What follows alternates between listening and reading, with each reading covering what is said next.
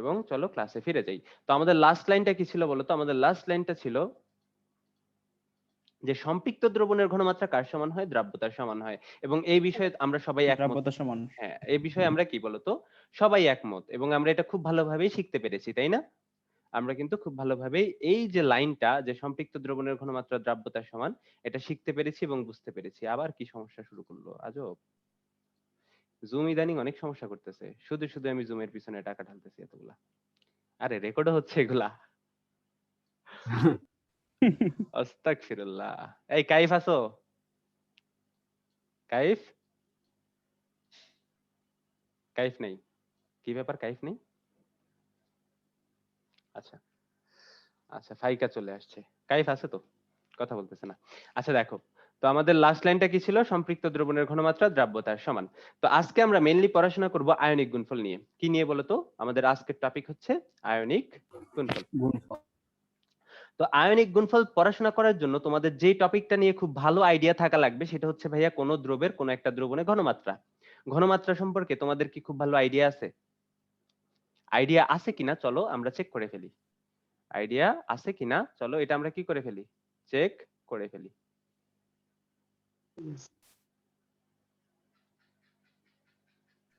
ভাই একটা প্রশ্ন ছিল। হ্যাঁ করো করো করো। ভাইয়া, সম্পৃক্ত দ্রবণে কি শুধুমাত্র উভমুখী বিক্রিয়া ঘটে? সম্পৃক্ত দ্রবণে উভমুখী বিক্রিয়া যেটা, ওইটা যে জি কোনো ভাইয়া। বিক্রিয়া মানে যে কোনো ধরনের বিক্রিয়া মানে যে কোনো ধরনের অবস্থায় ঘটতে পারে। যখন আমরা সাম্যাবস্থা নিয়ে পড়াশোনা করব, দ্রবণের সাম্যাবস্থা মানে কোন একটা বিক্রিয়ার সাম্যাবস্থা, চতুর্থ অধ্যায়ে এই জিনিসটা নিয়ে আমরা পড়াশোনা করব। তবে আহ আমাদের যে ভাইয়া, উভমুখী বিক্রিয়া কি শুধু সম্পৃক্ত দ্রবণের ক্ষেত্রেই ঘটে? না না না না না না, যে কোনো দ্রবণের ক্ষেত্রে ঘটতে পারে। হ্যাঁ, নেট অনেক স্লো। কার আচ্ছা নেট স্লো? খালেদ সাইফুল্লাহ? আমার?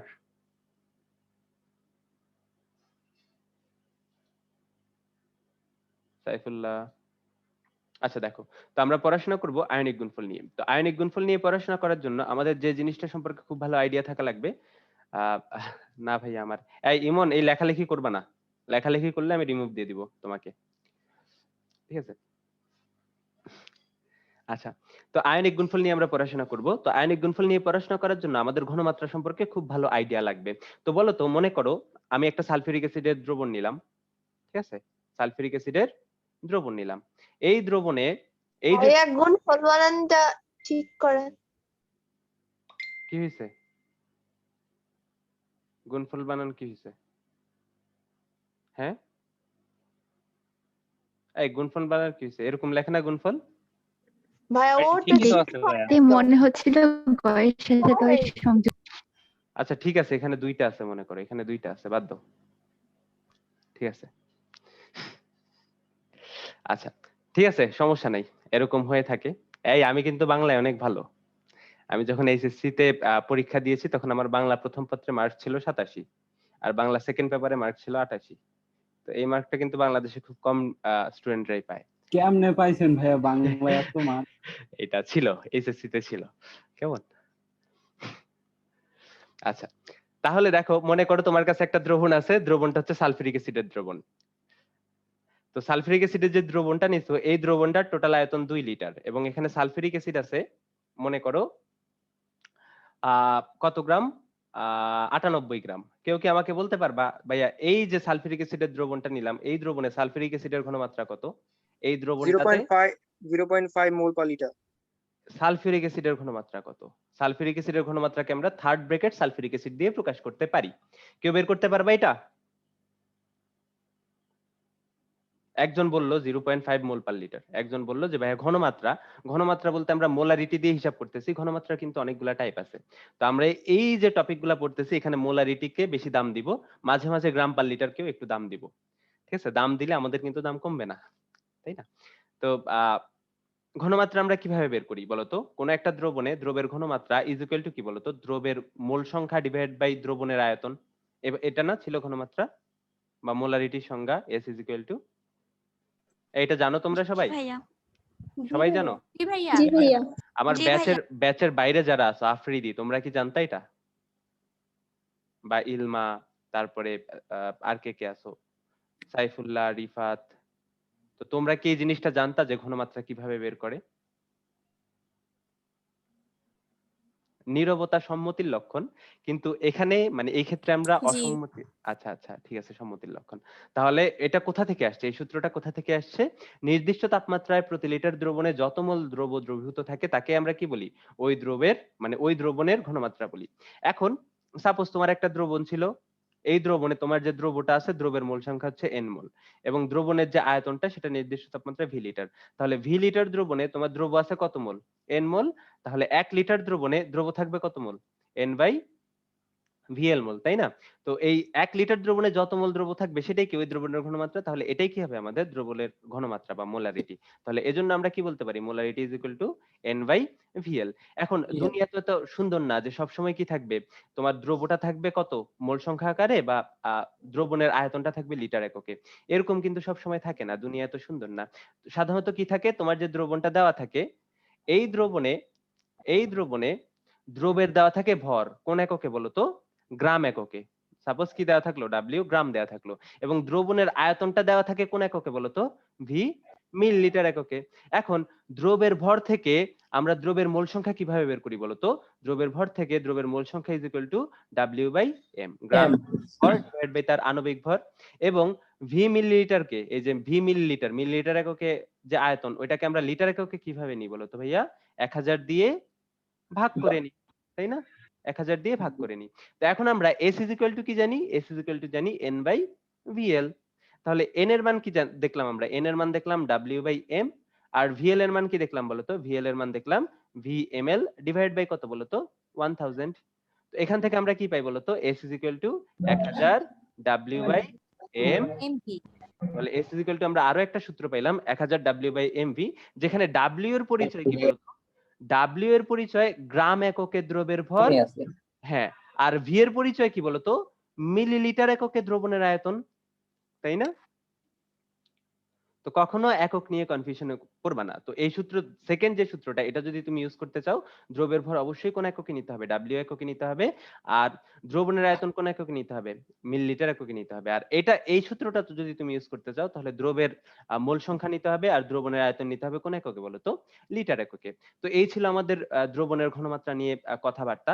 তো আমি আরো একটু ডিপে যাই। যেমন এই দ্রবণে সালফিউরিক অ্যাসিডের ঘনমাত্রা আমরা কত পাইছি? দেখো তো হিসাব যদি করি, কত পাইছি? আমরা জানি ঘনমাত্রা S is equal to n by VL, তাই না? তো লিটার এককে আয়তন আমাদের দেওয়া আছে কত লিটার? 2 লিটার। মোল সংখ্যা, সালফিউরিক অ্যাসিডের মোল সংখ্যা কত বলতো? W by M। তো W এর মান কত? 98, M এর মানও কত? 98, তার মানে কত হয়? 1 হয়। তাহলে n এর মান কত হয় বলতো?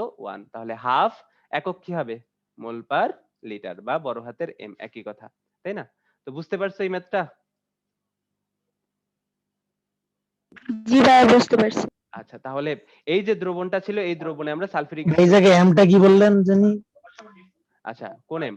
এই যে ডাব্লিউ বাই এম এর জি ভাইয়া, আণবিক ভর, আণবিক ভর। মূল সংখ্যা ও বের করা শিখছো না? ভরকে আণবিক ভর ভাই দিয়ে শিখছি। ভাগ করতে হবে। ও আণবিক ভর। জি। আচ্ছা, কথা ক্লিয়ার আসছে না ভাইয়া? কয়জন আমার কথা ক্লিয়ার শুনতে পাচ্ছ না বলো তো? ভাইয়া ক্লিয়ারই তো ভাইয়া। আচ্ছা, কথা, ভাইয়া ক্লিয়ার। হ্যাঁ, কথা ক্লিয়ার শোনানোর জন্য আমি নতুন একটা জিনিস লাগাইছি, দেখছো? তারপরেও যদি কথা ক্লিয়ার শুনতে না পাও, ক্লিয়ার আসতেছে না ভাইয়া। আচ্ছা, আফ্রিদি আর এলমা, তোমাদের মেবি নেটওয়ার্কের সমস্যা, কেমন? তোমাদের মেবি নেটওয়ার্কের সমস্যা। তো এই তো। আচ্ছা, তাহলে আমরা কি সালফিউরিক অ্যাসিডের ঘনমাত্রা যেটা সেটা পেয়ে গেলাম। তাহলে আমাদের কি ছিল? একটা দ্রবণ ছিল। কি ছিল? একটা দ্রবণ ছিল। আচ্ছা, এখন ঠিক আছে ভাইয়া, এখন ক্লিয়ার আসতেছে, আলহামদুলিল্লাহ। তো আমাদের একটা দ্রবণ ছিল কার? সালফিউরিক অ্যাসিডের, তাই না? তো এই সালফিউরিক অ্যাসিডের যে দ্রবণটা ছিল, এখানে সালফিউরিক অ্যাসিডের ঘনমাত্রা আমরা কত পাইছি? হাফ মোল পার লিটার, বা 0.5 মোলার, তাই না? এটা পাইছিলাম না আমরা সালফিউরিক অ্যাসিডের ঘনমাত্রা? জি ভাইয়া। হ্যাঁ, আমরা কিন্তু এটা পাইছি। এখন তাহলে সালফিউরিক অ্যাসিডের ঘনমাত্রা, এই যে থার্ড ব্র্যাকেট অফ H2SO4, এটার মান আমরা কত পাইছি? 0.5 মোলার। এখন কেউ যদি তোমাকে জিজ্ঞেস করে যে ভাইয়া এই সেম দ্রবণে H+ আয়নের ঘনমাত্রা কত, তোমরা কত বলবা? 1 মোলার। একজন বললো 1 মোলার, কারণ আমি এটা ক্লাসে পড়াইছিলাম। যাদের ক্লাসে পড়াইনি, হ্যাঁ, 1 হ্যাঁ, মোলার। 1 মোলার। আচ্ছা আচ্ছা 1 মোলার। আচ্ছা, এগুলা সবই আমার ক্লাসের পোলাপান। আচ্ছা, আফ্রিদি তুমি বলো কত মোলার? আফ্রিদি? আচ্ছা, তোমার নেটওয়ার্কের সমস্যা, আসলেই সমস্যা বুঝা যাইতেছে। আর দৃষ্টি বণিক, তুমি বলো এখানে এস প্লাস আয়নের ঘনমাত্রা কত? ভাইয়া আগে করি না এটা। আচ্ছা, আগে করো নাই, সমস্যা নাই, ভেরি গুড। আমি বুঝাই দিচ্ছি। তাহলে দেখো এই দ্রবণে সালফিউরিক অ্যাসিডের ঘনমাত্রা কত? 0.5 মোলার, তাই না? 0.5 মোলার। এখন এই দ্রবণে সালফিউরিক অ্যাসিড কি সালফিউরিক অ্যাসিড আকারে থাকবে? অবশ্যই না, থাকবে কি আকারে? H প্লাস আকারে, আর সালফেট 2 মাইনাস আকারে, তাই না? এই দ্রবণে ভাইয়া এখানে থাকবে H প্লাস আকারে এবং সালফেট আকারে। এখন দেখো সালফিউরিক অ্যাসিড যখন দ্রবীভূত হবে তখন কি অবস্থায় চলে যাবে? সে থাকবে এই যে 2H প্লাস আর কি বলতো SO4 2 মাইনাস, তাই না? এখন বলতো এই সালফিউরিক অ্যাসিডের ঘনমাত্রা 0.5 মোলার মানে কি? এই দ্রবণের প্রতি 1 লিটারকে তুমি যদি নাও, এই 1 লিটারে সালফিউরিক অ্যাসিড থাকবে কত মোল? 0.5 মোল। এটাই না ঘনমাত্রা মানে? যে ভাইয়া তুমি যদি সালফিউরিক অ্যাসিড দ্রবণের 1 লিটার নাও, তাহলে ওই 1 লিটারের মধ্যে সালফিউরিক অ্যাসিড কত মোল থাকবে? 0.5 মোল থাকবে। এটাই কি ঘনমাত্রার মিনিং? একজন কথা বলো। জি ভাইয়া। Very good. এখন দেখো তার মানে কি এই দ্রবণের 1 লিটারে সালফিউরিক অ্যাসিড কত মোল আছে? 0.5 মোল, তাই না? জি ভাইয়া। হ্যাঁ। এখন দেখো তো একটা সালফিউরিক অ্যাসিড থেকে কয়টা H প্লাস উৎপন্ন হয়? 2টা H প্লাস। আবার একটা সালফিউরিক অ্যাসিড থেকে সালফেট কয়টা উৎপন্ন হয়? একটা। তাহলে বলো তো 1 লিটারে যদি সালফিউরিক অ্যাসিড থাকে 0.5 মোল, তাহলে H প্লাস আয়ন কত মোল থাকবে? তার দ্বিগুণ। জি ভাইয়া। দ্বিগুণ। তাহলে সালফিউরিক অ্যাসিডের ঘনমাত্রা যদি হয় 0.5 মোলার, H প্লাস আয়নের ঘনমাত্রা কত হবে? 0.5 ইনটু 2 মোলার সমান কত? 1 মোলার, 1 মোলার। তাই না? আবার বলো তো তাহলে এই দ্রবণটাতে সালফেট আয়নের ঘনমাত্রা কত হবে? 0.5 0.5 মোলার। 0.5 মোলার। এই জিনিসটা কি বুঝতে পারো? এই জিনিসটা কি বুঝতে পারো? জি ভাইয়া। Very good. তাহলে আমরা একটা দ্রবণে সালফিউরিক অ্যাসিডের ঘনমাত্রা পাইলাম। এই সালফিউরিক অ্যাসিডের ঘনমাত্রা থেকে যে আয়নগুলো উৎপন্ন হচ্ছে, যেহেতু এটা একটা আয়নিক যৌগ, যে আয়নগুলো উৎপন্ন হচ্ছে ওই আয়নগুলোর ঘনমাত্রাও কিন্তু আমরা বের করে ফেলতে পারি যে ভাইয়া ওই আয়নগুলোর ঘনমাত্রা কত। তাহলে H প্লাস আয়নের ঘনমাত্রা কত হবে? 1 মোলার। এবং 1 মোলার। সালফেট আয়নের ঘনমাত্রা কত হবে বলো তো ভাইয়া? সালফেট আয়নের ঘনমাত্রা হবে 0.5 মোলার। 0.5 মোলার। 5 very good. তাহলে আরো একটা প্র্যাকটিস করে ফেলি, চলো আমরা। কেমন, দেখো কত মজা। দেখো আমরা একটা লবণ নিলাম, মানে একটা দ্রবণ নিলাম অ্যালুমিনিয়াম সালফেটের। কিসের বলো তো? অ্যালুমিনিয়াম সালফেটের একটা দ্রবণ নিলাম। এই যে Al2SO4 3। ক্লাস 8 এর যোজ্যতা থেকে আমরা জানি অ্যালুমিনিয়াম সালফেটের সংকেত এটাই হবে। এবং এই দ্রবণের যে ঘনমাত্রা সেটা আমরা কত পাইলাম? সাপোজ ধরো 0.7 মোলার। কত পাইছি বলো তো? 0.7 মোলার। তাহলে এই অ্যালুমিনিয়াম সালফেট দ্রবণে অ্যালুমিনিয়াম সালফেটের ঘনমাত্রা কত পেলাম? 0.7 মোলার। কেউ কি আমাকে বলতে পারবা এই দ্রবণে অ্যালুমিনিয়াম 3+ আয়নের ঘনমাত্রা কত আর সালফেট 2- আয়নের ঘনমাত্রা কত? ভাইয়া অ্যালুমিনিয়াম 3+ 1.4 1.4 মোলার। 1.4 মোলার। আর সালফেট আয়নের ঘনমাত্রা 0.73 0.1 2.1 মোলার। 2.1 সবাই কি 2.2 হ্যাঁ হ্যাঁ হ্যাঁ 2.1। আচ্ছা, এটাই আসবে। আচ্ছা, সবাই কি বুঝতে পারছো কিভাবে এটা হইছে? না বুঝতে পারলেও সমস্যা জি নেই। ভাইয়া আচ্ছা বুঝছি। আচ্ছা, না বুঝতে পারলেও সমস্যা নেই, বোঝানোর জন্য ইমন ভাইয়া আছে, অলওয়েজ রেডি। তো চলো আমরা দেখি যে হ্যাঁ হ্যাঁ বুঝাই দিচ্ছি অবশ্যই। দেখো অ্যালুমিনিয়াম সালফেট একটা আয়নিক যৌগ, তো সে যখন দ্রবীভূত হবে সে কি অ্যালুমিনিয়াম সালফেট আকারে থাকবে? অবশ্যই না, থাকবে কি আকারে? এই যে দেখো দুইটা অ্যালুমিনিয়াম আছে, তাই কি উৎপন্ন হবে? দুইটা অ্যালুমিনিয়াম 3+ আয়ন উৎপন্ন হবে, তাই না? আর তিনটা সালফেট আছে, তাই কি উৎপন্ন হবে বলো তো? তিনটা সালফেট 2- আয়ন উৎপন্ন হবে। এখন অ্যালুমিনিয়াম সালফেটের ঘনমাত্রা কত? 0.7 মোলার। এখন তার মানে কি অ্যালুমিনিয়াম সালফেটের ঘনমাত্রা 0.7 মোলার। এর অর্থ হচ্ছে আমরা যদি 1 লিটার দ্রবণ নিই অ্যালুমিনিয়াম সালফেটের, তাহলে কত মোল অ্যালুমিনিয়াম সালফেট থাকবে? 0.7 মোল, তাই না? 0.7 মোল থাকবে। তাহলে 1 লিটার অ্যালুমিনিয়াম সালফেটে অ্যালুমিনিয়াম সালফেট থাকবে কত মোল? 0.7 মোল। এখন দেখো তো 1 মোল অ্যালুমিনিয়াম সালফেট থেকে কয় মোল অ্যালুমিনিয়াম 3+ আয়ন উৎপন্ন হয়? 2 মোল। 2 মোল। তাহলে কোন একটা দ্রবণে আমাদের যদি অ্যালুমিনিয়াম সালফেট থাকে 1 মোল, এর অর্থ কি আমাদের অ্যালুমিনিয়াম 3+ আয়ন আছে 2 মোল, তার দ্বিগুণ, তাই না? অবশ্যই ভাইয়া। অবশ্যই তাই। এখন এই দ্রবণের প্রতি লিটারে আমাদের অ্যালুমিনিয়াম সালফেট আছে কত মোল? 0.7 মোল। তাহলে অ্যালুমিনিয়াম 3+ আয়ন থাকবে কত মোল? 0.7 0.72 আর 1 লিটারে যতটুক থাকে ওইটাই কি তার ঘনমাত্রা। তাহলে এই অ্যালুমিনিয়াম 3+ আয়নের ঘনমাত্রা কত হবে? 0.7 × 2 মোলার। তাই না? অবশ্যই। তাহলে এই 0.7 কে 2 দিয়ে গুণ করলে কত হয়? 1.4 মোলার হয়। 1.4 ভেরি গুড। একই ভাবে বলো তো সালফেট আয়নের ঘনমাত্রা কত হবে? যেহেতু 3টে উৎপন্ন হয় তাহলে 3 গুণ, তাহলে 0.7 × 3 ঠিক আছে? তো কত হয়? 2.1 মোলার হয়। 2.1 মোলার 2.1 মোলার হয়। তাহলে আমরা কোন একটা দ্রবের ঘনমাত্রা থেকে দ্রবের যে আয়নগুলো আছে ওই আয়নগুলোর ঘনমাত্রাও বের করে ফেলতে পারি না বলো তো? এটা কিন্তু খুব ইজি। তাই না? জি ভাইয়া। অবশ্যই অবশ্যই বের করে ফেলতে পারি। তাহলে চলো আমরা আমাদের মোদ্দা কথায় চলে আসি, আমাদের মেইন টপিকটায় চলে আসি। তো আমাদের মেইন টপিক কি ছিল? আয়নিক গুণফল, তাই না? আমাদের মেইন টপিক ছিল আয়নিক গুণফল।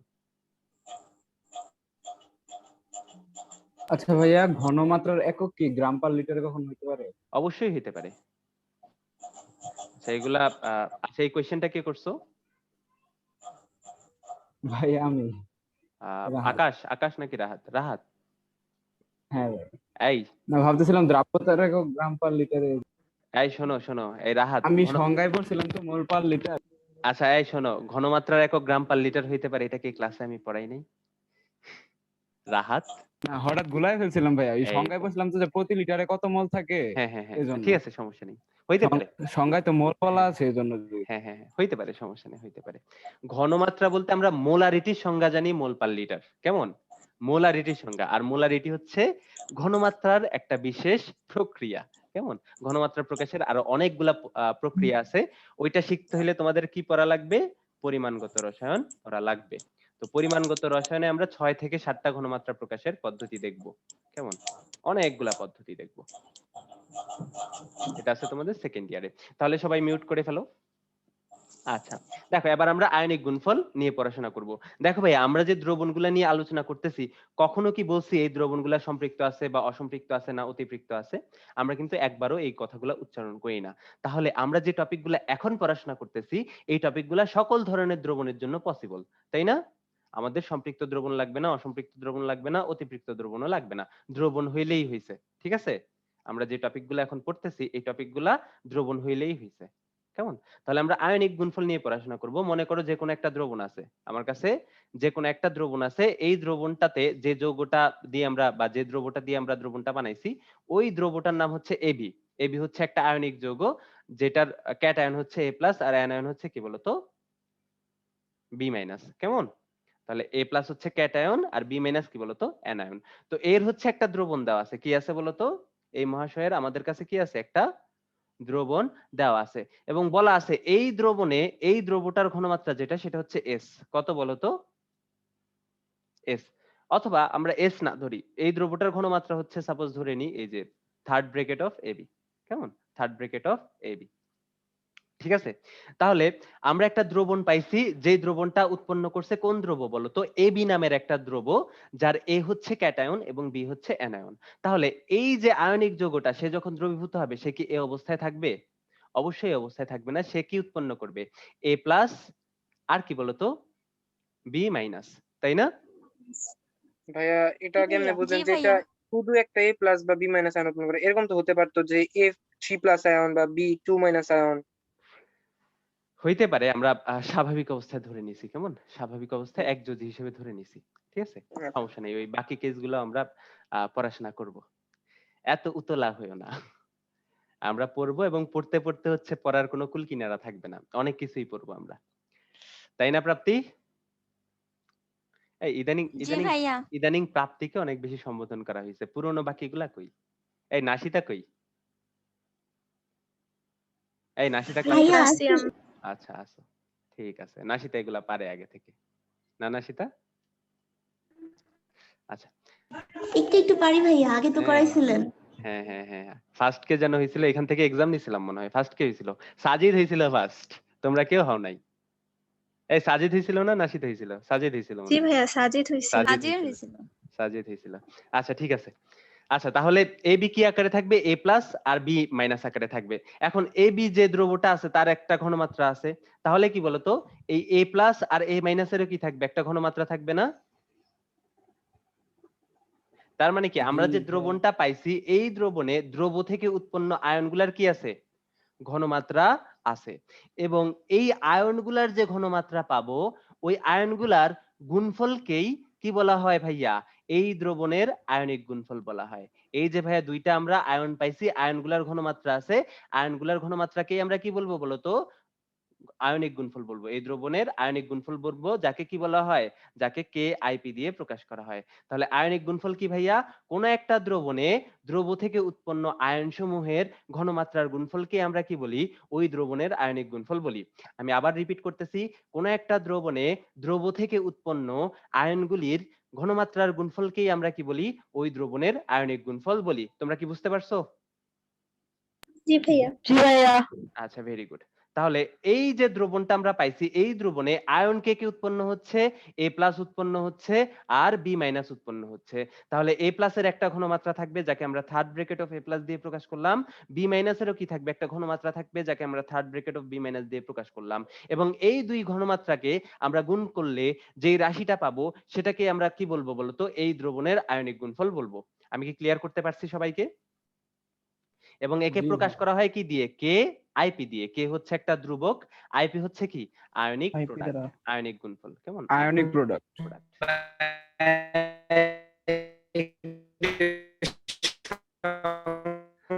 এই আকাশ আকাশ আকাশ আকাশ আকাশ তোমার কথা, তোমার গানগুলা, তোমার গানগুলা আবার অনেক শুরু হয়েছে মাইক টপ করো, মাইক টপ।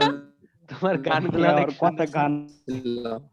এই আকাশ, তোমার গানগুলো অনেক সুন্দর হয়েছে, তো এর জন্য তোমাকে আমি প্রাইজ দিব একদিন ইনশাআল্লাহ, এত সুন্দর গান শোনানোর জন্য। আচ্ছা শোনো, নেটের সুরে সমস্যা সুরে গান আসলে বলতেছিল। হয়। Robotic song. হ্যাঁ হ্যাঁ হ্যাঁ হ্যাঁ, আমরা বাংলাদেশের মানুষ, তো নেটওয়ার্কের সমস্যা আমাদের নিত্যদিনের সঙ্গী। তো এই জন্য কি করবা? এই জন্য ইঞ্জিনিয়ার হবা, ইঞ্জিনিয়ার হয়ে এই নেটওয়ার্কের সমস্যাগুলো দূর করবা। কেমন? আমি কি বোঝাইতে পারছি? হ্যাঁ। তো ইঞ্জিনিয়ার হইলে তোমরা এই সুযোগটা পাবা দূর করার জন্য। আচ্ছা দেখো, তাহলে আয়নিক প্রোডাক্ট কি?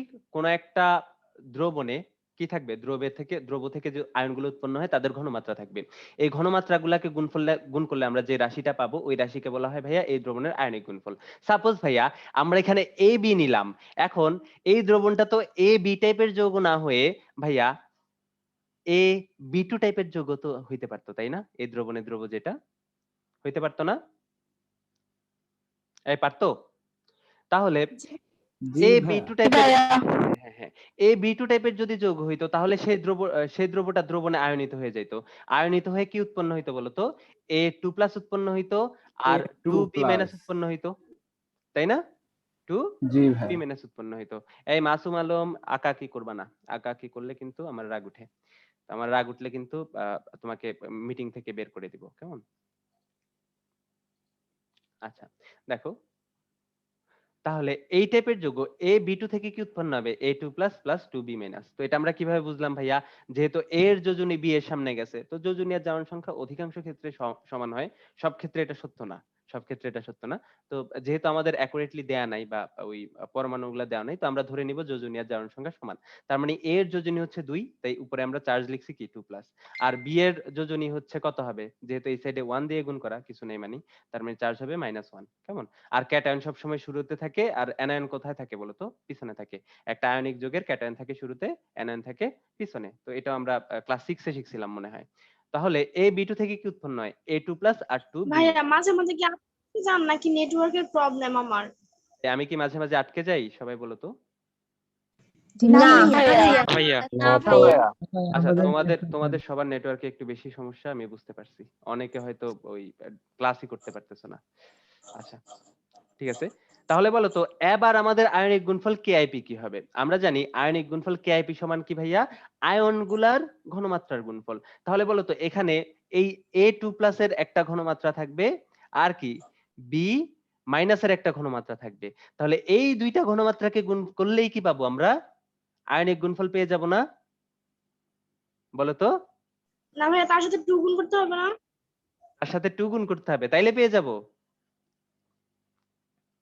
এই তাইলে পেয়ে যাব। না ভাইয়া। জি ভাইয়া। না ভাইয়া। না আচ্ছা। ভাইয়া। না এটা ভাইয়া। ভাইয়া অনেকে জি ভাইয়া, অনেকে না ভাইয়া। আনসারটা হবে না ভাইয়া, স্যার এভাবে হবে না। এভাবে হবে না। কেন এভাবে হবে না? চলো সেইটা আমরা একটু দেখে নিই। যে কেন এই যে আমরা এখানে লিখলাম এই কথাটা আসলে কেন হবে না? দেখো ভাইয়া, আমরা বলছি আয়নিক গুণফল হচ্ছে যতগুলো আয়ন উৎপন্ন হয় সবগুলার ঘনমাত্রার গুণফল। এখন দেখো তো AB2 থেকে কি উৎপন্ন হয়? AB2 থেকে উৎপন্ন হয় A2 প্লাস আর দুইটা B মাইনাস। ভাইয়া একটা B মাইনাস উৎপন্ন হচ্ছে না। B মাইনাস উৎপন্ন হচ্ছে কয়টা? দুইটা। কয়টা উৎপন্ন হচ্ছে? দুইটা। তাহলে এখানে আয়নগুলোর ঘনমাত্রা কি হবে বলতো? A2 প্লাস B মাইনাস আর কি বলতো ভাইয়া? B minus. তাহলে এই যতগুলো আয়ন উৎপন্ন হয় সবগুলোর আয়নের ঘনমাত্রাকে গুণ করতে হবে, তাইলে কি পাবো? আমরা আয়নিক গুণফল পাবো। তাহলে A2 প্লাস এর জায়গায় A2 প্লাস আছে, ঠিক আছে। B মাইনাস এর জায়গায় B মাইনাস আছে, ঠিক আছে। আরো একটা B মাইনাস গুণ করতে হবে না এখানে? আমাদের কিন্তু এখানে আরো একটা B মাইনাস এর ঘনমাত্রাকে গুণ করতে হবে। তাহলে আলটিমেটলি গুণফলটা বি কি হয়? Minus whole square. হ্যাঁ, আলটিমেটলি আমাদের B মাইনাস এর কি হয়ে যায়? যে ঘনমাত্রা তার উপরে হয়ে যায় হোল স্কয়ার। তাহলে A2 প্লাস তার ঘনমাত্রা ইনটু কি বলতো? B মাইনাস এর ঘনমাত্রা তার আবার কি বলতো? Whole square. কেন এই স্কয়ারটা আসছে? এটা বুঝতে পারতেছো? জি ভাইয়া। আরেকবার একটু রিপিট করেন। আবার বলতেছি। তাহলে আয়নিক গুণফল বলতে আমরা কি বুঝি ভাইয়া? কোন একটা দ্রবণে দ্রব থেকে যে আয়নগুলো উৎপন্ন হয় ওই আয়নগুলোর ঘনমাত্রার গুণফলকে আমরা কি বলি? ওই দ্রবণের আয়নিক গুণফল বলি। কোন একটা দ্রবণে দ্রব থেকে যে আয়নগুলো উৎপন্ন হয় ওই আয়নগুলোর ঘনমাত্রার গুণফলকে আমরা কি বলি? ওই দ্রবণের আয়নিক গুণফল বলি। এখন AB2 থেকে কি উৎপন্ন হয় ভাইয়া? A2 প্লাস একটা আয়ন উৎপন্ন হয় আর B মাইনাস কি? দুইটা আয়ন উৎপন্ন হয়। তাহলে দুইটা B মাইনাস আয়ন উৎপন্ন হইলে যেহেতু দুইটা B মাইনাস আলাদা আলাদা আয়ন, তাহলে আমরা বলতে পারি A2 প্লাস একটা আয়ন, B মাইনাস আরেকটা আয়ন, B মাইনাস আরেকটা আয়ন। তাহলে সবগুলোর আলাদা আলাদা ঘনমাত্রা থাকবে। এই ঘনমাত্রাগুলোকে যদি আমরা গুণ করে দিই সেক্ষেত্রে আমরা কি পাবো? আমরা আয়নিক গুণফল পাবো। এই যে ভাই সবগুলা ঘনমাত্রাকে আমরা আলাদা আলাদা গুণ করে দিছি। গুণ করে যে রাশিটা পাইছি সেটাই কি? আয়নিক গুণফল। তাহলে আমরা কি পাইতেছি বলতো? এখানে যে সহগটা ছিল ওই সহগটা কি হয়ে যাচ্ছে? ঘনমাত্রার পাওয়ার হয়ে যাচ্ছে। তাই না? বলতে পারি না? জি ভাইয়া। বলতে পারি। তাহলে বলো তো এখানে AB2 র জায়গায় আমাদের যদি এরকম যৌগ থাকতো অ্যালুমিনিয়াম সালফেট, ঠিক আছে, Al2SO4 হোল 3, এটার আয়নিক গুণফল KIP কি হইতো? কেউ বলতে পারবা? আমরা জানি অ্যালুমিনিয়াম সালফেট থেকে উৎপন্ন হয় দুইটা প্লাস আর কি বলতো? তিনটা সালফেট 2 মাইনাস। তো অ্যালুমিনিয়ামের একটা ঘনমাত্রা থাকবে। তো অ্যালুমিনিয়ামের Al3 একটা প্লাস ঘনমাত্রা হোল থাকলো। স্কয়ার। এখন অ্যালুমিনিয়ামের ঘনমাত্রা থাকলো, ঠিক আছে। তার যে সহগটা আছে এই সহগটা কি হয়ে যাবে? তার পাওয়ার। আবার সালফেটের কি স্কয়ার। থাকবে? একটা ঘনমাত্রা থাকবে। সালফেট সালফেটের কিউব। যে ঘনমাত্রা থাকবে, ভাই সালফেটের যে ইয়েটা আছে, সহগটা আছে, ওই সহগটা কি হয়ে যাবে? তার পাওয়ার। এটাই কি পাওয়ার। হবে? অ্যালুমিনিয়াম সালফেটের আয়নিক গুণফল হবে। আমি কি বুঝাইতে পারছি? জি ভাইয়া। সবাই বুঝতে ভাইয়া পারছো? আবার একটু রিপিট করেন। আবার বলতেছি, সমস্যা নেই, আবার বলতেছি। তাহলে আয়নিক গুণফল কি বলতো? আয়নিক গুণফল হচ্ছে ভাইয়া কোন একটা দ্রব্য থেকে যতগুলা আয়ন উৎপন্ন হয় ওই আয়নগুলোর ঘনমাত্রার গুণফল। এখন AB2 টাইপের যে যৌগটা, এটা থেকে কি উৎপন্ন হয়? একটা A2 প্লাস আর দুইটা হচ্ছে B মাইনাস। তো দুইটা B মাইনাস কে আমরা লিখতে পারি B minus plus B minus, তাই না? তার মানে আলটিমেটলি তিনটা আয়ন এখানে উৎপন্ন হচ্ছে। তো তিনটা আয়নের আলাদা আলাদা ঘনমাত্রা থাকবে। একটা হচ্ছে A2 প্লাস, আরেকটা হচ্ছে B মাইনাস এর ঘনমাত্রা, আরেকটা হচ্ছে B মাইনাস এর ঘনমাত্রা। তাহলে এই ঘনমাত্রা, তিনটা ঘনমাত্রাকে যদি আমরা গুণ করি তাহলে কি পেয়ে যাব? আমরা আয়নিক গুণফল পেয়ে যাব। তো এই ঘনমাত্রা নেটের জন্য বারবার বের করে দিচ্ছে। হ্যাঁ, বুঝতে পারছি। অলরেডি 11 জন হচ্ছে ওই নেটের ফাইজলামিতে হচ্ছে বের হয়ে যাইতে হইছে। আচ্ছা, সমস্যা না ওইটা। তোমরা রেকর্ড দেখে নিবা। যাদের নেটের সমস্যা তারা রেকর্ড দেখে নিবা। আচ্ছা, তাহলে এই যে ভাইয়া A2 প্লাস তার ঘনমাত্রাকে আমরা B মাইনাস এর ঘনমাত্রা দিয়ে গুণ করব। তো B মাইনাস এর ঘনমাত্রাকে আমরা আবার কি এই B মাইনাস আয়নের ঘনমাত্রা দিয়ে গুণ করব। তো গুণ করলে আমরা কি পেয়ে যাব বলতো? এই দ্রবণের আয়নিক গুণফল পেয়ে যাব। এখন আলটিমেটলি ঘনমাত্রার গুণফলগুলা মানে সবগুলা ঘনমাত্রা গুণ করে আমরা কোন রাশিটা পাচ্ছি বলতো? A2 প্লাস এর ঘনমাত্রা ইনটু কি B মাইনাস এর ঘনমাত্রা তার স্কয়ার। কেন এই স্কয়ারটা কোথা থেকে আসছে বলতো? এই স্কয়ারটা আসছে এই দেখো সহগের কারণে। এই সহগে 2 ছিল, এই যে সহগ মহাশয় 2 ছিল, তাই আমাদের পাওয়ার কি আসছে? এখানে 2 আসছে। এখানে সহগ যদি 3 থাকতো তাহলে তিনটা আয়ন উৎপন্ন হইতো, পাওয়ার কত হয়ে যেত? 3 হইতো। এবার দেখো একইভাবে অ্যালুমিনিয়াম সালফেট দ্রবণের কথা আমরা চিন্তা করলাম। ওইখান থেকে কি দুইটা অ্যালুমিনিয়াম 3+ আয়ন আর তিনটা সালফেট 2- আয়ন উৎপন্ন হচ্ছে। তাহলে কেআইপি কি হবে? আয়নিক গুণফল কি হবে? এই যে অ্যালুমিনিয়াম 3+ আয়নের ঘনমাত্রা ইনটু সালফেট 2- আয়নের ঘনমাত্রা। এখন ঘনমাত্রা দিয়েই কি আমরা শেষ করে দিব? না ভাইয়া, সহগ 2 আছে, তাই আমরা অ্যালুমিনিয়াম 3+ আয়নের ঘনমাত্রার উপরে পাওয়ার কত দিব? 2 দিব। আবার সালফেট আয়নের সহগ কত আছে? 3 আছে, তাই সালফেট আয়নের ঘনমাত্রার উপরে পাওয়ার কত দিব? 3 দিব। আলটিমেটলি যে রাশিটা পাবো সেটা কি? এই দ্রবণের আয়নিক গুণফল হবে। আমি কি বুঝাইতে পারছি সবাইকে? জি ভাইয়া ভাইয়া বুঝতে জি পারছি। ভাইয়া। Very good. ভাইয়া দুইটা বি মাইনাস আয়নের ঘনমাত্রা ভিন্ন ভিন্ন হলো কেন? ভিন্ন ভিন্ন হয় নাই, ভিন্ন ভিন্ন হয় নাই, সেমই হবে আলটিমেটলি, বাট এখানে আয়নগুলা কে উৎপন্ন হচ্ছে। দেখো এই একটা AB2 থেকে কিন্তু আলটিমেটলি 3টা আয়ন উৎপন্ন হওয়ার কথা। 3টা আয়নের ঘনমাত্রাই কি করা লাগবে, আমাদের গুণ করা লাগবে। এখন সমান হচ্ছে না ভিন্ন হচ্ছে এটা আমাদের দেখার বিষয় না। আমি কি বুঝাইতে পারছি? জি ভাইয়া। সমান হচ্ছে না ভিন্ন হচ্ছে দেখার বিষয় না। অধিকাংশ ক্ষেত্রে সমানই হবে। অধিকাংশ ক্ষেত্রে আসলে অধিকাংশ ক্ষেত্রে না, সব ক্ষেত্রে সমানই হবে। বুঝতে পারছো? তো বাট যেহেতু 3টা আয়ন উৎপন্ন হচ্ছে 3টা আয়নের ঘনমাত্রা আমাদের গুণ করা লাগবে। তো এখানে কি বলতো 5টা আয়ন উৎপন্ন হয়েছিল, তাই কয়টা আয়নের ঘনমাত্রা আমরা গুণফল করছি? 5টা আয়নের 5টা। ঘনমাত্রা আমরা গুণ করছি। আলটিমেটলি ওই অ্যালুমিনিয়াম 3+ আয়নের ঘনমাত্রা সমান হয়ে গেছে, এজন্য দুইটাকে আমরা সেম লিখতে পারছি, নইলে কিন্তু স্কয়ার দিতে পারতাম না। সেম দেখেই কিন্তু আমরা স্কয়ারটা দিতে পারছি। ঠিক আছে? তো এগুলা নিয়ে আশা করি প্যাচ খাবা না। এই যে এই জিনিসটা শিখাইছি না, এইটার প্যাচ ছুটাইতে আমার 2 বছর লেগে গেছিল। আমার সেকেন্ড ইয়ারে যে এই প্যাচটা ছুটছিল। তো কোথায় প্যাচ লাগছিল ওইটা আমরা যখন ম্যাথ করা শুরু করব, আজকে আমি শুধুমাত্র আয়নিক গুণফলেরই ম্যাথ করাবো, কেমন? আগামী 20 মিনিটের মতো আমরা শুধুমাত্র আয়নিক গুণফলেরই ম্যাথ করব। তো ম্যাথ করে এই ক্লাসটা শেষ করব। তো এইখানে হচ্ছে প্রচুর প্যাচ লাগে, প্যাচটা ভাইয়া ফার্স্ট ইয়ারে ক্লিয়ার করে যাও, নইলে প্রচুর সময় হবে, প্রচুর সময় লাগবে, প্রচুর টাইম দিতে হবে। ওই টাইমটাতে কিন্তু তুমি অনেক এক্সট্রা টপিক পড়ে ফেলতে পারো এই আয়নিক গুণফলের পিছনে না লাগায়। তো এখন যদি শিখে ফেলো তোমার কিন্তু টাইমও সেভিং হবে অনেক অনেক বেশি, তাই না? অবশ্যই তাই। আচ্ছা, আফিফা জান্নাত লিজা, তারপরে হচ্ছে ঐশী, তারপরে আর কি আফ্রিদি, আচ্ছা দৃষ্টি ফাইকা। আচ্ছা ঠিক আছে, দেখো তাহলে আমরা চলো ম্যাথ করে ফেলি। আমরা কি করে ফেলি? ম্যাথ করে ফেলি। তো চলো ম্যাথ Q1, কেমন? আয়নিক গুণফল থেকে আমাদের প্রথম কোশ্চেন 0.1 মোলার। দেখো প্রচুর প্যাচ লাগবে, একটু পরেই প্যাচটা লাগবে। 0.1 মোলার ক্যালসিয়াম ক্লোরাইড দ্রবণে ক্যালসিয়াম ক্লোরাইডের আয়নিক গুণফল কত? আয়নিক গুণফলকে আমরা KIP দিয়ে প্রকাশ করি। তো কষ্ট করে আমরা আয়নিক গুণফল না লিখে KIP লিখি। KIP কত বের করতে পারবে এটা? জি ভাইয়া। আচ্ছা, তাহলে বের করতে পারবা, অনেকেই পারবা আমি জানি, তারপরে চলো বের করে দিই। মনে করো তোমার কি আছে, ক্যালসিয়াম ক্লোরাইড আছে, এটা একটা আয়নিক যৌগ। তো সে যখন দ্রবণে যাবে সে কি ক্যালসিয়াম ক্লোরাইড আকারে থাকবে? মোটেও না, সে থাকবে কি বলতো, ক্যালসিয়াম 2+ আর 2Cl- আকারে। কত আকারে? ক্যালসিয়াম 2+ আর 2Cl- আকারে। ঠিক আছে? ঠিক আছে। জি ভাইয়া। আচ্ছা, তাহলে ভাইয়া। এখানে হ্যাঁ হ্যাঁ হ্যাঁ, ভেরি গুড। এখন বলো তো ক্যালসিয়াম ক্লোরাইডের ঘনমাত্রা কত দেওয়া আছে? 1 মোলার। 0.1 মোলার। তাহলে এখানে ক্যালসিয়াম ক্লোরাইডের ঘনমাত্রা কত দেওয়া আছে? 0.1 মোলার। এখন বলো তাহলে একটা ক্যালসিয়াম ক্লোরাইড থেকে কয়টা ক্যালসিয়াম 2+ আয়ন উৎপন্ন হয়? একটা। তাহলে ক্যালসিয়াম 2+ আয়নের ঘনমাত্রা কত হবে? 0.1 0.1 মোলার। এবার বলো ক্লোরাইড আয়নের ঘনমাত্রা কত হবে? 0.1 0.1 যেহেতু একটা ক্যালসিয়াম ক্লোরাইড থেকে দুইটা ক্লোরাইড আয়ন উৎপন্ন হচ্ছে, তাহলে ক্লোরাইড আয়নের ঘনমাত্রা কত হবে? 0.1 ইনটু, তাহলে 0.2। ঠিক আছে, আচ্ছা ভেরি গুড। আচ্ছা, এখন বলো তাহলে KIP কি হবে বলো তো? KIP ইজ ইকুয়াল টু আয়ন দ্বয়ের গুণফল, মানে আয়ন দ্বয়ের ঘনমাত্রার গুণফল।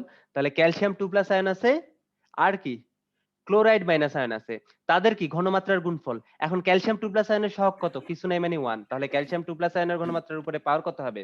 1। এখন বলো ক্লোরাইড আয়নের উপরে পাওয়ার কত আছে, মানে সহগ কত আছে? 2। তাহলে পাওয়ার কত হবে? 2। আয়নিক গুণফল KIP সমান কত হবে? 0.1 ইনটু 0.2 তার কি স্কয়ার। তাহলে কত পাই? 24 mole cube per liter cube। এই কত পাই বলো? 24 mole cube per liter cube। এই 24 এরকম আসে? এটা আসবে না, আরো ছোট আসবে। 4 into 10 to the 10 inverse 3. 4 into 4 into 10 inverse 10 inverse 3. 10 inverse 3। এখন বলো, হ্যাঁ এটা আসছে সবার?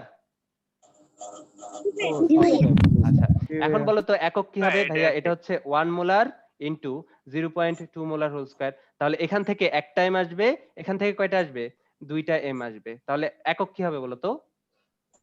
mole cube per liter cube হয়। m কিউব আসবে, তাই না? মোলার কিউব আসবে। তো আমরা জানি মোলার যে কথা, মোল পার লিটার একই কথা না? একই কথা না? ভাইয়া। একই কথা। জি ভাই। তাহলে ইদার তোমরা এখানে মিটার মোলার কিউব রাখতে পারো, অথবা তোমরা কি রাখতে পারো? মোল পার লিটার হোল কিউব রাখতে পারো, কেমন? তোমাদের যেটা ইচ্ছা, এই যে মোল পার লিটার হোল কিউব রাখতে পারো তোমরা, ঠিক আছে? যেটাই রাখবো ওইটাই। তাহলে আমরা কি আয়নিক গুণফল বের করা শিখে গেছি না? ভাইয়া হ্যাঁ বলো। হ্যাঁ বিভা বলো। এই আইনিক গুণফলের এককটা কি তাহলে ওই পদার্থ মানে ওই হ্যাঁ, হ্যাঁ। রাসায়নিক যৌগটা অনুযায়ী চেঞ্জ হবে? অবশ্যই অবশ্যই আয়নিক গুণফলের একক হচ্ছে একটা ভেরিয়েবল জিনিসপত্র, এটা যৌগ ভেদে বিভিন্ন হবে, ঠিক আছে? এটা যৌগ ভেদে বিভিন্ন হবে। বললাম যে আয়নিক গুণফলের প্রশ্ন, হ্যাঁ বলো। ওই একবার আমরা ক্লোরাইড আয়নকে 2 দ্বারা গুণ করলাম, আবার পরে স্কয়ার করলাম, এই জায়গাটা হ্যাঁ, একটু হ্যাঁ, ধরাই দেন। এই তো এটা হচ্ছে বিশাল প্যাচ ভাইয়া। যখন আমি পড়াইছিলাম আয়নিক গুণফল, ঠিক আছে, তখন আমরা কি আয়নের ঘনমাত্রাকে কনসিডার করছিলাম, তাই না? তাই না? তো এখানে ক্লোরাইড আয়নের ঘনমাত্রা যে 0.2 মোলার, এই বিষয়ে কোনো সন্দেহ আছে? না ভাইয়া। সন্দেহ নাই। না ভাইয়া। আবার যখন আমরা আয়নিক গুণফল পড়ছি তখন আমরা কি দেখছি বলতো?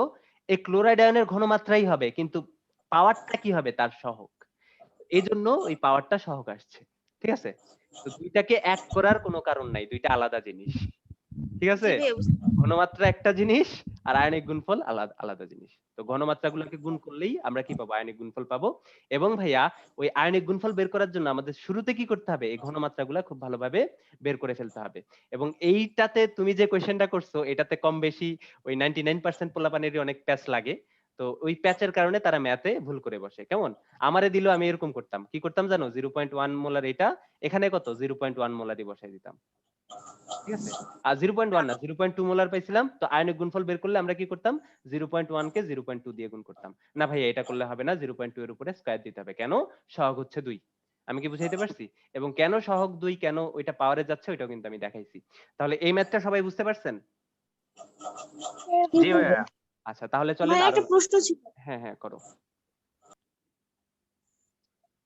হ্যাঁ ভাই করো তুমি। হাজারিন আগে বললাম যে আয়নিক দ্রব্যতার গুণফল এর কোনো একক নেই, তাহলে ভাইয়া একক? আচ্ছা একক নাই ডিরেক্ট বলে দিছে, এর কোনো নির্দিষ্ট একক নেই, কেমন? এইটা মনে হয় পড়ছো, নির্দিষ্ট একক নাই। আর মোল পার লিটার কিউব যেটা, এটা কি কোনো নির্দিষ্ট নির্দিষ্ট একক?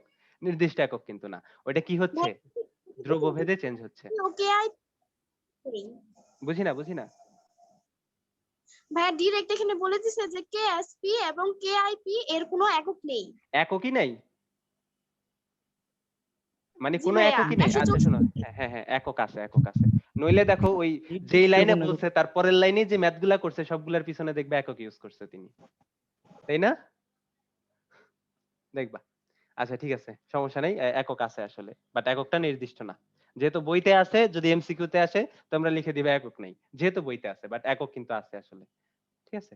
আচ্ছা দেখো, তাহলে পরের টপিকে চলে যাই। আচ্ছা তো শোনো তো, কোয়েশ্চেন নাম্বার 2। কোয়েশ্চেন নাম্বার কত? 2। মনে করো তোমার কাছে একটা দ্রবণ আছে ক্যালসিয়াম ফ্লোরাইডের, কেমন? ক্যালসিয়াম ফ্লোরাইডের।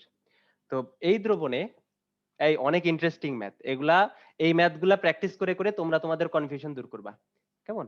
তো ক্যালসিয়াম ফ্লোরাইড দ্রবণে F মাইনাস আয়নের ঘনমাত্রা, মাইনাস আয়নের ঘনমাত্রা দেয়া আছে 1.2 মোলার। কত মোলার বলো তো? 1.2 মোলার। তাহলে তোমাকে দুইটা জিনিস বের করতে হবে। একটা হচ্ছে ভাই এই যে দ্রবণটা আছে, এই দ্রবণের ঘনমাত্রা কত?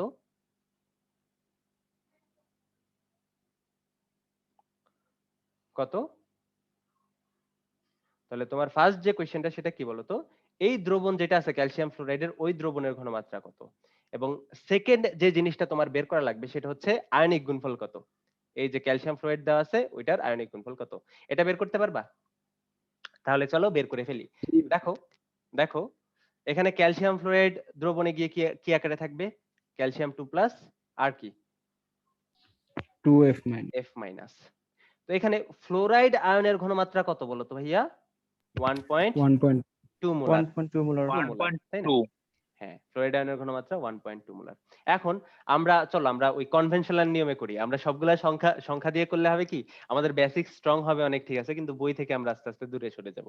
তো চলো বইয়ের নিয়মে করি। তো বইতে যে কাজটা করছে, ধরে নিছে ভাইয়া ক্যালসিয়াম ফ্লোরাইডের ঘনমাত্রা হচ্ছে S। কত? ক্যালসিয়াম ফ্লোরাইডের ঘনমাত্রা S। তাহলে বলো তো ক্যালসিয়াম ফ্লোরাইডের ঘনমাত্রা যদি হয় S, তাহলে ক্যালসিয়াম 2 প্লাস আয়নের ঘনমাত্রা কত হবে? S S. এখন বলো তো ওই ফ্লোরাইড আয়নের ঘনমাত্রা কত হবে? 2s তাহলে ক্যালসিয়াম ফ্লোরাইড আয়নের ঘনমাত্রা ধরে নিছি হচ্ছে এস। তাহলে ক্যালসিয়াম 2+ আয়নের ঘনমাত্রা কত হবে? এস হবে। তাহলে ফ্লোরাইড মাইনাস আয়নের ঘনমাত্রা কত হবে? 2s হবে, তাই না? ফ্লোরাইড মাইনাস আয়নের ঘনমাত্রা হবে 2s।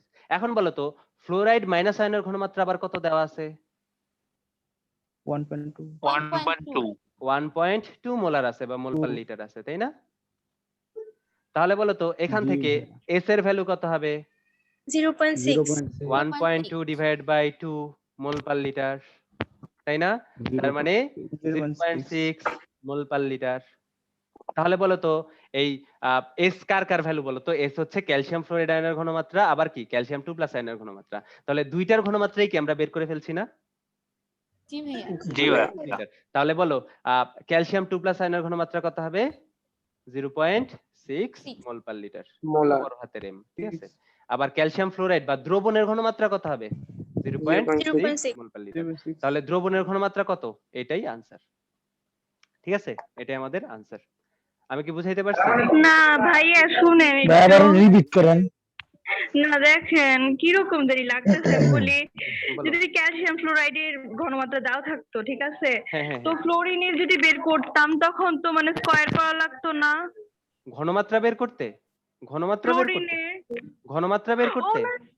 না সরি আয়নিক গুণফল। হ্যাঁ আয়নিক গুণফল এটা আলাদা, আমরা ঘনমাত্রা বের করতেছি। কেমন? আমরা ঘনমাত্রা বের করতেছি। এই সবাই বুঝতে পারছো এটা? জি ভাইয়া। আমি মিউট করে দিচ্ছি সবাইকে। আচ্ছা শোনো, তাহলে আমরা দ্রবণের ঘনমাত্রা কত পেয়ে গেলাম? 0.6 মোলার পেয়ে গেলাম, তাই না? ভাইয়া আবার একটু বলেন। আবার আবার বলতেছি, ঠিক আছে, সমস্যা নেই। তো আমরা কি ধরে নিছি? আমরা ধরে নিছি ক্যালসিয়াম ফ্লোরাইডের ঘনমাত্রা হচ্ছে এস। তো ক্যালসিয়াম ফ্লোরাইড থেকে উৎপন্ন হয় ক্যালসিয়াম 2+ আর ফ্লোরাইড মাইনাস। তাহলে ক্যালসিয়াম ফ্লোরাইডের ঘনমাত্রা যদি হয় এস, ক্যালসিয়াম 2+ এর ঘনমাত্রা কত হবে? এসই হবে, কারণ একটা থেকে একটা উৎপন্ন হয়। আর ফ্লোরাইড আয়নের ঘনমাত্রা কত হবে? 2s হবে, কারণ একটা থেকে দুইটা উৎপন্ন হয়, তাই না? মানে ক্যালসিয়াম ফ্লোরাইডের ঘনমাত্রা যা হবে, ফ্লোরাইড আয়নের ঘনমাত্রা যে তার দ্বিগুণ হবে, এটা তো আমরা আগে থেকেই জানি, জানি না? জি ভাইয়া জানি। তো এটাই লিখছি যে ক্যালসিয়াম ফ্লোরাইডের ঘনমাত্রা যদি এস হয়, ক্যালসিয়াম 2+ আয়নের ঘনমাত্রা হবে এস, আর ফ্লোরাইড আয়নের ঘনমাত্রা কত হবে? 2s হবে। এবং ফ্লোরাইড আয়নের ঘনমাত্রা কি আমাদের দেওয়া আছে না? আমাদের দেওয়া আছে।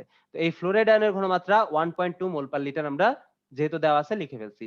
তো এই ফ্লোরাইড আয়নের ঘনমাত্রা সমান কত? 2 × s, এই যে দেখতেছি আমরা, তাই না? 2 × s আমরা দেখতেছি। তো এখান থেকে s এর ভ্যালু আমরা কি পাই? s এর ভ্যালু পাই ভাইয়া এই যে 2 ওই সাইডে যে ভাগ হয়ে যায়, তাহলে 0.6। এখন s এর ভ্যালু আমরা পেয়ে গেছি। তো s এর ভ্যালু পাইছি মানে কি বলতো? ক্যালসিয়াম 2+ আয়নের ঘনমাত্রা পেয়ে গেছি, আর ক্যালসিয়াম ফ্লোরাইডের ঘনমাত্রা পাইছি, তার মানে দ্রবণের ঘনমাত্রা আমরা পেয়ে গেছি। তাহলে এই যে দ্রবণের ঘনমাত্রা 0.6 পেয়ে গেছি, আর ক্যালসিয়াম 2+ আয়নের ঘনমাত্রাও 0.6 পেয়ে গেছি। আমি কি বুঝাইতে পারছি? জি ভাইয়া বুঝতে পারছি। Very good. তো এগুলো অনেক বেসিক কনসেপ্ট, তো এগুলা যদি ক্লিয়ার করে না যাও তাহলে তোমাদের অনেক সমস্যা হবে। তো আমি নিজেও এগুলা সমস্যায় ফেস করছি, কারণ তোমরা হয়তো জানবা যে আমি ইন্টার লাইফে প্রাইভেট খুব বেশি পড়ি নাই, সবকিছু নিজে পড়া লাগছে, কলেজে স্যাররা যা পড়াইছে তার উপরেই। তো এই জন্য হচ্ছে আমার অনেক সমস্যায় পড়তে হয়েছিল। তো এই সমস্যাগুলো দূর করতে করতে আমার কিন্তু সেকেন্ড ইয়ার লেগে গেছিল। তো তোমরা এই সমস্যায় পড়বা না আশা করি, কেমন? কারণ তোমাদের ইমন ভাইয়া আছে। তো ইমন ভাইয়া আছে মানে তোমরা যে কোনো কোশ্চেন যে কোনো সময় করতে পারবা, কেমন? আচ্ছা দেখো, তাহলে আমরা আরো একটা ম্যাথ আছে, এই ম্যাথটা শেষ হয় নাই এখনো। তো আমাদের পরের কি ছিল? পরে ছিল হচ্ছে আয়নিক গুণফল বের করা।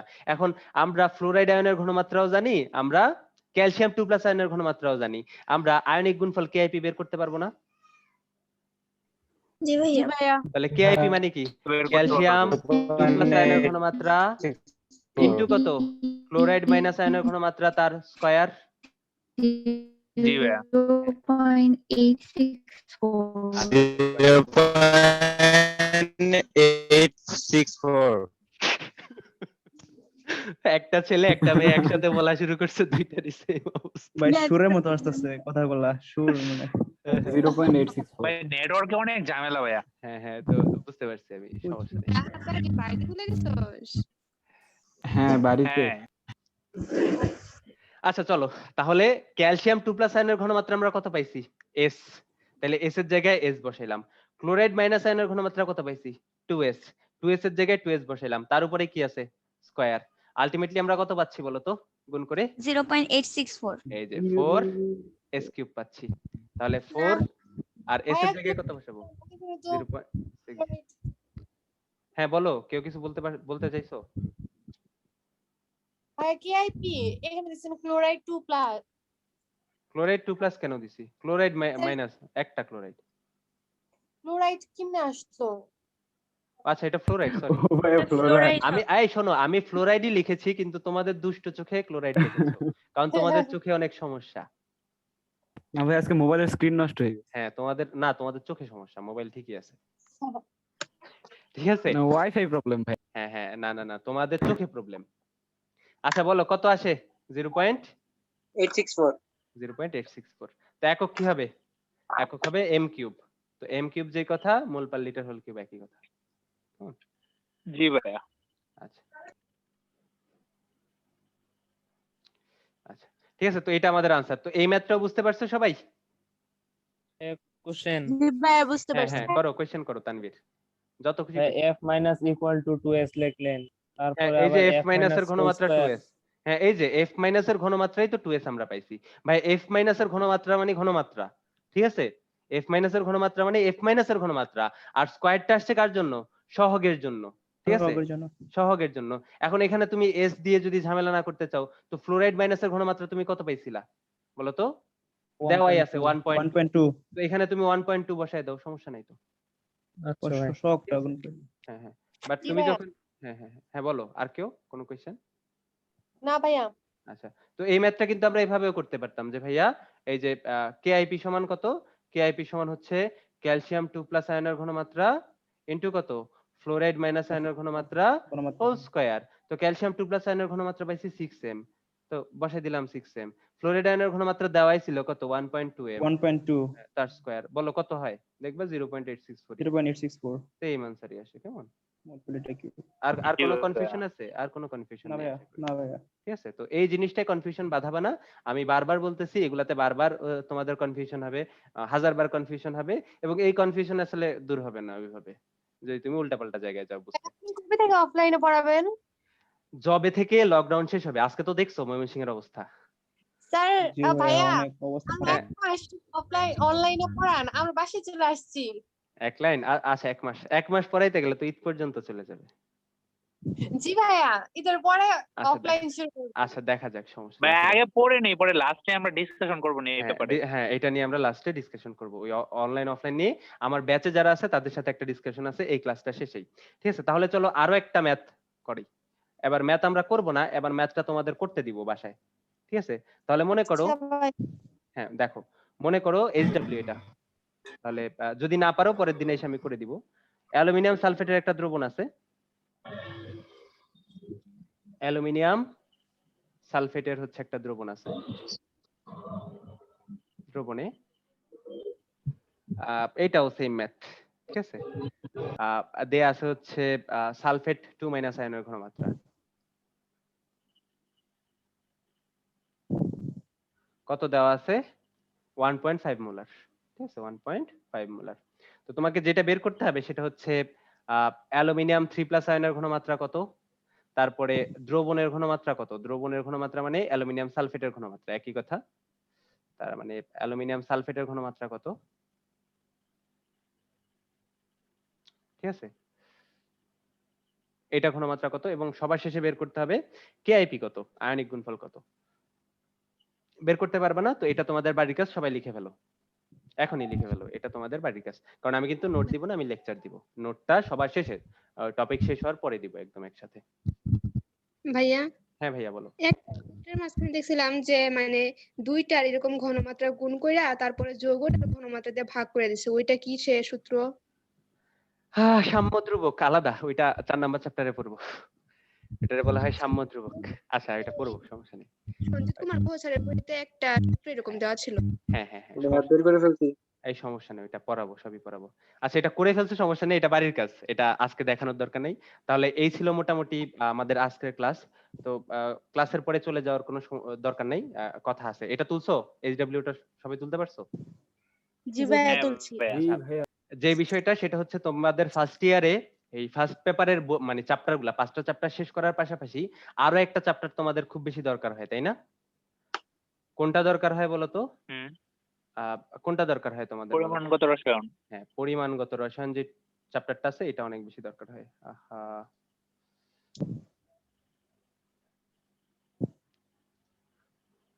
তোমাদের পরিমাণগত রসায়ন যে ইয়েটা আছে, চ্যাপ্টারটা আছে, এটা তোমাদের সবচেয়ে বেশি দরকার হয় ওই ফার্স্ট ইয়ারেই দরকার হয়, কেমন? তো যেহেতু ফার্স্ট ইয়ারে দরকার হয়, তো এটা কিন্তু ফার্স্ট ইয়ারেই পড়া লাগবে। তো ফার্স্ট ইয়ারেই এটা আমরা শেষ করে যাব ইনশাল্লাহ।